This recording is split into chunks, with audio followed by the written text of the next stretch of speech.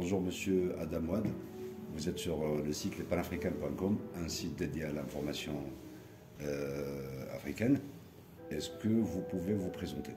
Je m'appelle Adam Wade, je suis le directeur de publication de Financial Afrique, un journal financier et économique africain.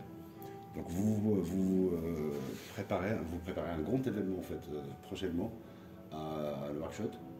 Et est-ce que vous pouvez nous en dire encore plus? Effectivement, nous préparons la 4e édition des Financial Africa Awards qui aura lieu les 16 et 17 décembre à Nouakchott, Mauritanie, en présence de 300 opérateurs de la finance et de l'économie. Et le thème de cette année porte sur l'Afrique en 2050. Vous savez qu'il y a des enjeux à la fois démographiques, économiques, mais aussi sécuritaires, qui font que cette rencontre de Nouakchott, une rencontre d'hommes d'affaires, d'opérateurs économiques, de banquiers, d'assureurs, va donc se pencher sur ces questions, puisque l'Afrique est vue comme plutôt une menace qu'une opportunité. Mais nous pensons et nous en sommes convaincus que les 2,5 milliards que nous aurons en 2050 seront plutôt une force de stabilité pour le monde. Donc vous avez déjà organisé une première édition en Côte d'Ivoire et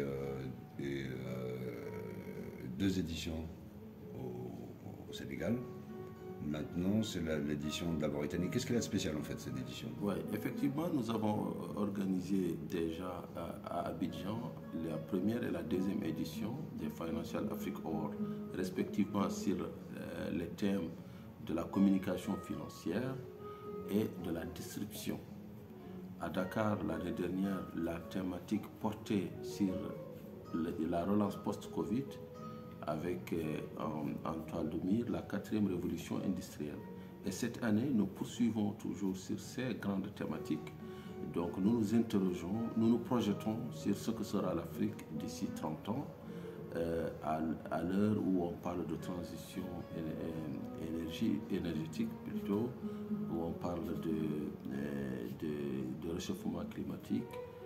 Il nous a paru utile de réunir des opérateurs économiques qui comptent autour d'une thématique d'importance. Donc l'édition de Nouakchott, c'est une édition à la fois symbolique parce qu'on le tient quand même pour la première fois dans ce pays-là, et c'est un pays qui est à cheval entre le Maghreb et l'Afrique